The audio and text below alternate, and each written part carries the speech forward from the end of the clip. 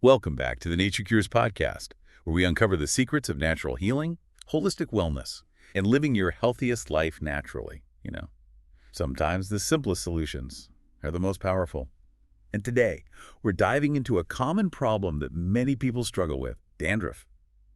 You've been looking for natural ways to tackle this, wanting to ditch those harsh shampoos and really understand what's going on beneath the surface. Right. I'm really excited about this deep dive because it turns out nature has a whole arsenal of remedies for us. Yeah. And as we'll see, scalp health is really a reflection of our overall well-being. That's so true. When we take a holistic approach, we can often find lasting relief by addressing the root causes, not just the symptoms. Okay, so let's start with the basics. What exactly is dandruff? We all picture those white flakes. But what's really happening on our scalps? Yeah, you're right. Those flakes are the telltale sign, essentially. Dandruff is just flaking skin from the scalp. But here's the key. It's important to distinguish between a dry scalp and dandruff. Dry scalp is simply a lack of moisture, while dandruff is often linked to an overgrowth of a specific yeast, called Malassezia globosa, which thrives on the oil our scalp produces. This overgrowth can lead to inflammation, and those pesky flakes. So it's not just about aesthetics. There's actually a microbial component at play. That makes the idea of a constitutional treatment even more intriguing. Can you explain what that means in this context? Absolutely. A constitutional treatment in natural healing means addressing the underlying imbalances in your body that contribute to the condition. It's about strengthening your overall health and resilience. Rather than just masking the symptoms, think of it like tending to the soil of a garden to ensure healthy plants, rather than just plucking off the wilted leaves. That's a great analogy. So instead of reaching for that medicated shampoo, we're looking at ways to create a healthy scalp environment from within. And I know you're a big advocate for the power of natural remedies. Yes. And before we dive into specific remedies, I think it's crucial to emphasize the importance of good scalp hygiene and circulation. Makes sense. So what are some simple things we can do to give our scalps a little TLC? Something as basic as brushing your hair the right way can make a huge difference. Oh, really? I thought brushing was just for detangling and styling. It's much more than that. Brushing stimulates blood flow to the scalp, which is essential for delivering nutrients and removing waste. And it helps to distribute the scalp's natural oils, keeping it moisturized, and preventing dryness, which can exacerbate dandruff. Okay, I'm intrigued. What's the right way to brush for scalp health? Bend forward from the waist, letting your head hang down, and brush from the nape of your neck towards the crown of your head. This helps to lift the hair. And really get to the scalp, removing any loose flakes. And boosting circulation. So we're not just skimming the surface here. We're giving our scalps a good workout. Exactly. And speaking of stimulating the scalp, a daily scalp massage can also be incredibly beneficial. Ooh, a scalp massage sounds heavenly. It's not just relaxing, it's therapeutic. Use your fingertips to apply gentle pressure and make small, circular motions all over your scalp. This further increases blood flow, helps loosen those flakes, and can even promote lymphatic drainage, which helps to remove toxins. Aim for a few minutes each day. Okay, I'm adding scalp massage to my daily routine. So we've got brushing and massage for a healthy scalp foundation. What about those natural remedies? Nature has a lot to offer. There are remedies that work by gently exfoliating the scalp to remove flakes, others that balance the scalp's pH, and some that target that yeast overgrowth we talked about earlier. So it's like a multi-pronged approach, tackling dandruff from different angles. What are some of the star players in the natural remedy lineup? Fenugreek seeds are a fantastic option. They have antifungal properties that can help control the yeast and also act as a gentle exfoliant. Soak a couple of tablespoons of fenugreek seeds in water overnight, then grind them into a paste and apply it to your scalp for about 30 minutes before washing your hair. Fenugreek, I actually have some in my spice cabinet. What do you recommend washing with after the treatment?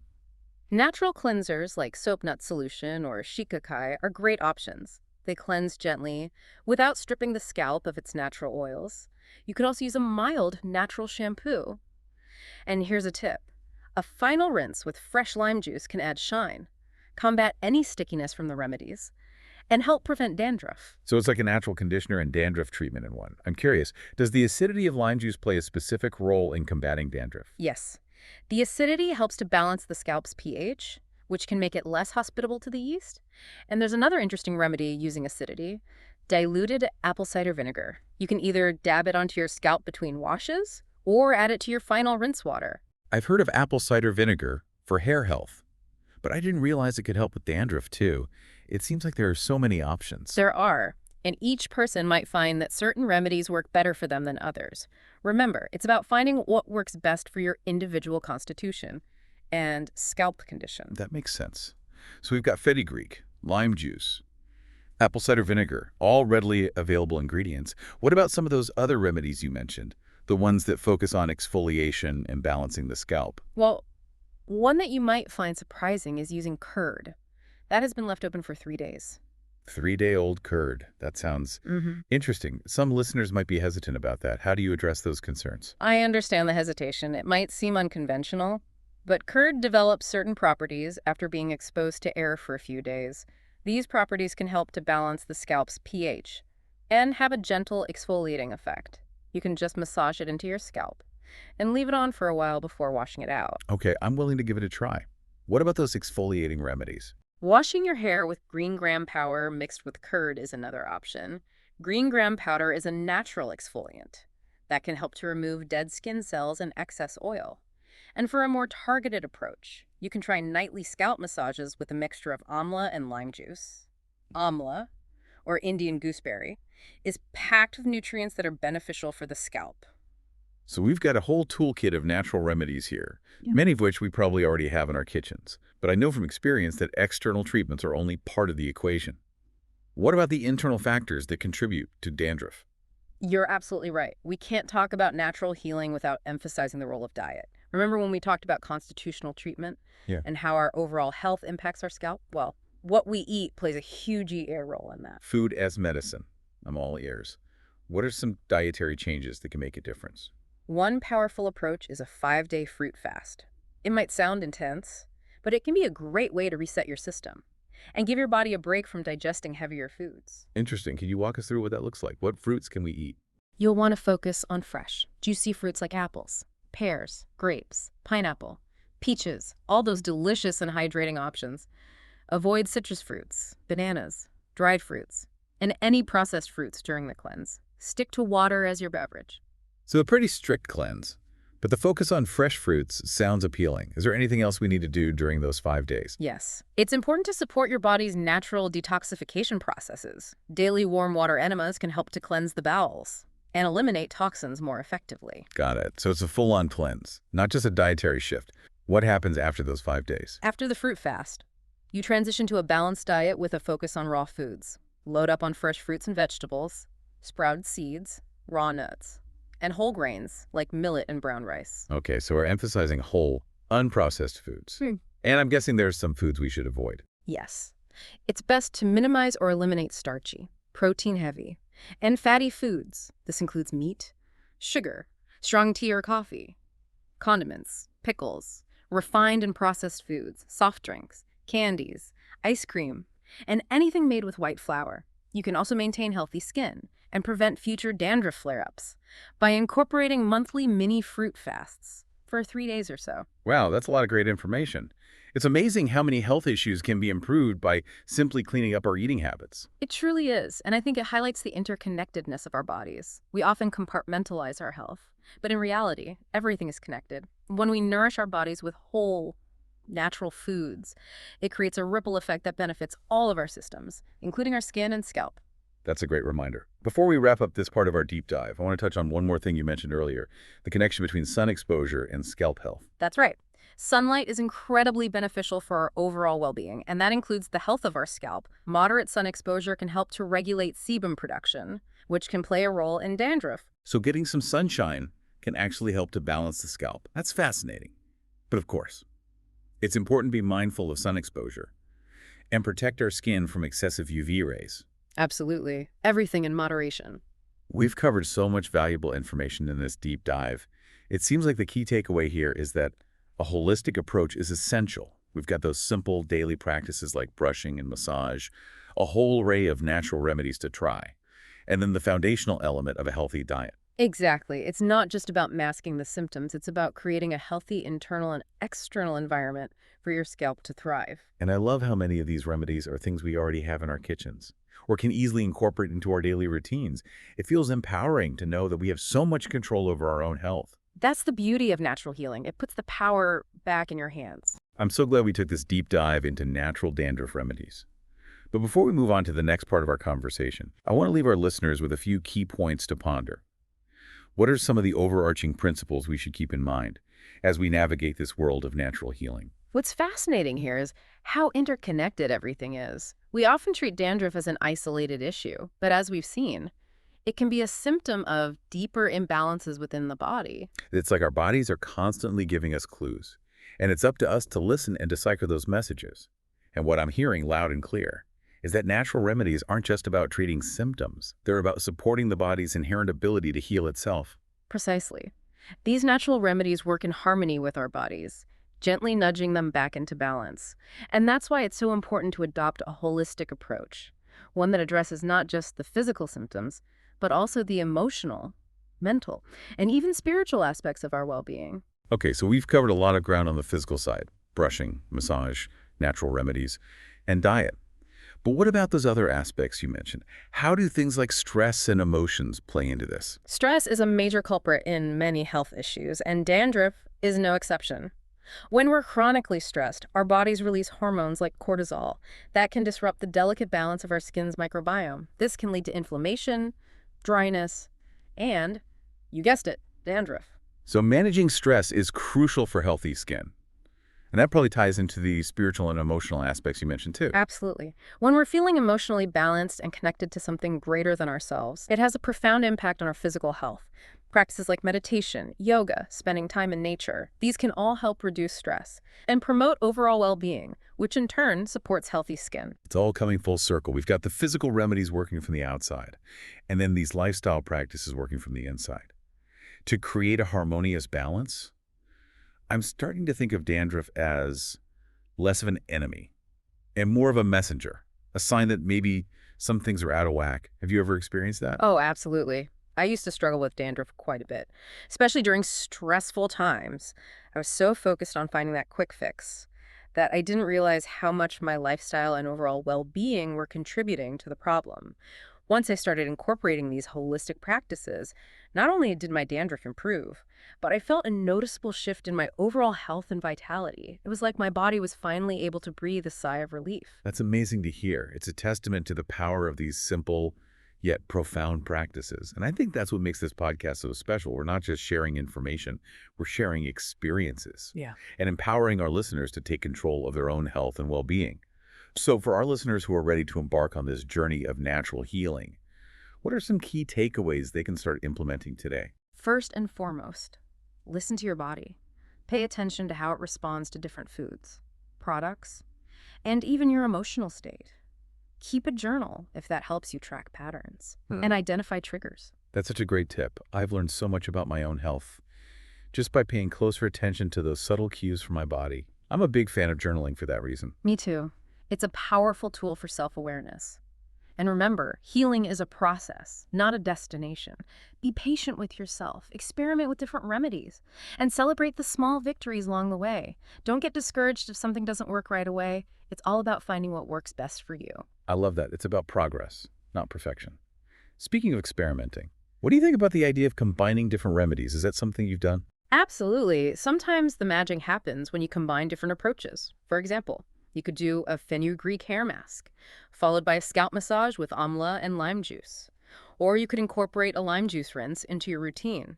After using the 3-day-old curd treatment, it's all about listening to your body and seeing what feels right. That's a great point. It's not about following a rigid protocol. It's about being creative and finding what works best for you.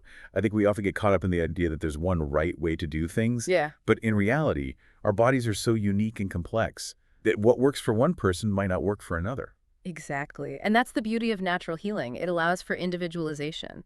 It's not about following a one-size-fits-all approach. It's about finding what resonates with your body and supports your unique healing journey. Speaking of unique journeys, I'm curious to hear more about your own experiences with natural remedies. You mentioned that incorporating these practices has been a game changer for your overall health. Yeah. What are some of the most significant changes you've noticed? You know, one of the most profound shifts has been in my energy levels. I used to rely on caffeine to get me through the day, but now I find that I have much more sustained energy throughout the day without those afternoon slumps. My digestion has also improved significantly.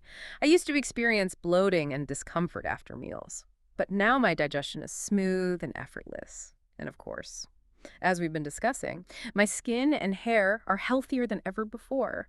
That's incredible. It sounds like these practices have had a ripple effect, positively impacting multiple areas of your life. It's inspiring to hear how powerful these simple changes can be. And I think it highlights something we've been touching on throughout this deep dive, the interconnectedness of our bodies and the importance of taking a holistic approach to healing. It's amazing how often the solution lies in simplifying, not complicating. And when we start to peel back the layers and understand the root causes of our health issues, we often find that those pesky symptoms like dandruff simply disappear on their own. It's like the body is finally able to do its job without being hindered by imbalances and toxins. That's a powerful image. It makes me think of our bodies as these incredible self-healing machines that just need the right support to function optimally. And speaking of support, I know our listeners are eager to hear more about specific remedies and techniques. Is there anything else you want to add about dandruff or natural remedies before we wrap up this part of our deep dive? You know, as we've been talking, I've been thinking about how often we focus on the external, the flakes, the dryness, the visible symptoms. But what if we shifted our perspective and viewed dandruff as a messenger, a signal from our bodies that something needs attention? What if, instead of simply trying to erase the symptoms, we delved deeper and explored the underlying messages they're trying to convey? That's a profound thought. It's like those flakes are saying, hey, something's not quite right here. Let's take a look. Exactly. It's about tuning into our body's wisdom and honoring those messages rather than silencing them. And who knows, maybe by addressing those deeper imbalances, we can not only eliminate dandruff, but also unlock a whole new level of health and vitality. I love that perspective. It's not just about treating dandruff. It's about using it as a catalyst for deeper healing and transformation. And I think that's a perfect segue into the next part of our conversation, where we'll explore some specific techniques for connecting with our body's wisdom and uncovering those underlying messages. This has been such an insightful deep dive. I feel like we've gone beyond just treating dandruff and really explored the interconnectedness of our bodies and the power of natural healing. It's amazing how much wisdom our bodies hold, isn't it? When we start to tune in and listen, it's like a whole new world opens up. Absolutely. And I love how you frame dandruff as a messenger, a signal that something deeper might be going on. It's like those flakes are little whispers from our bodies saying, hey, pay attention. Let's work together to restore balance. Exactly. And that's where those deeper listening practices come in. Techniques like meditation, journaling, and spending time in nature can help us connect with our inner wisdom and uncover those underlying messages. Okay, so let's dive into those techniques a bit more. You mentioned meditation. How can that help us address dandruff from a holistic perspective? Well, meditation is all about cultivating stillness and awareness. It allows us to step back from the constant chatter of our minds and tune into the subtle sensations of our bodies. By practicing meditation regularly, we can become more attuned to those early warning signs that something might be off kilter, whether it's stress, digestive issues, or even those first tingles of an impending dandruff flare-up. So it's like we're training ourselves to become more sensitive to our body's whispers rather than waiting for them to shout. That makes a lot of sense. And what about journaling? How can that help us uncover those underlying messages?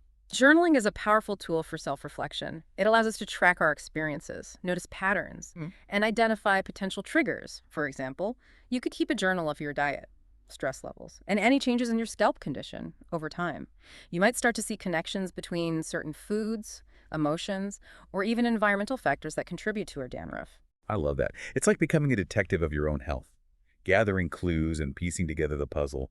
And I bet those aha moments can be incredibly empowering. They absolutely are. It's like you're taking back control of your health and well-being. And then, of course, there's the power of nature. Spending time in nature can be incredibly grounding and restorative.